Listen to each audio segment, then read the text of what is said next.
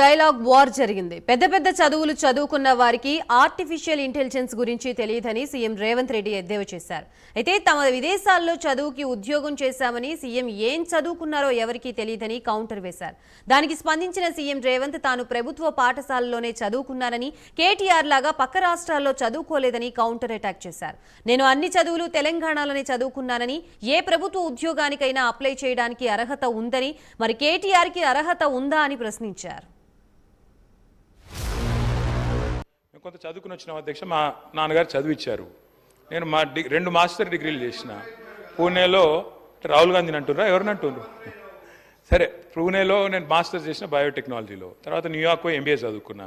అంతో ఇంత చదువుకున్నా, ఉద్యోగం చేసిన. గుంటూరులో కూడా ఇంటర్మీడియట్ చదువుకున్నా. సరే, నేను అంతటా చదివినా.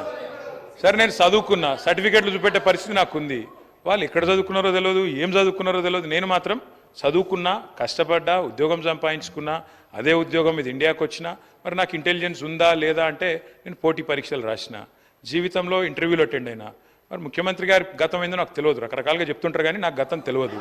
నేను అనేది ఒకటే అధ్యక్ష, ఎవరి ఇంటెలిజెన్స్ ఏందో వారు ఇప్పుడు ఏం మాట్లాడినరో నేనేం మాట్లాడినరో మీరు కూడా విన్నారు. నేను వారిని ఏం అనను సార్, ఎందుకంటే వారు ఎలా అదృష్టం. రేవంత్ రెడ్డి గారు వారు అదృష్టవంతులు.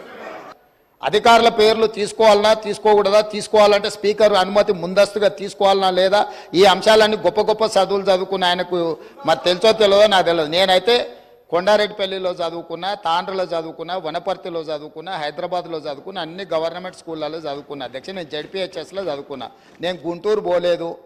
నేనేమో జ్ఞానం కోసం పక్క రాష్ట్రాలకు పోయి చదువుకోలే. 16 జీవో అప్లై చేసిన, ముల్కీ రూల్స్ అప్లై చేసిన, ఏ రూల్ అప్లై చేసినా తెలంగాణ ప్రతి ఉద్యోగానికి నాకు అర్హత ఉంది అధ్యక్ష. గుంటూరులో చదువుకున్న వాళ్ళకి అర్హత ఉందో లేదో తమరే చెప్పండి అధ్యక్ష.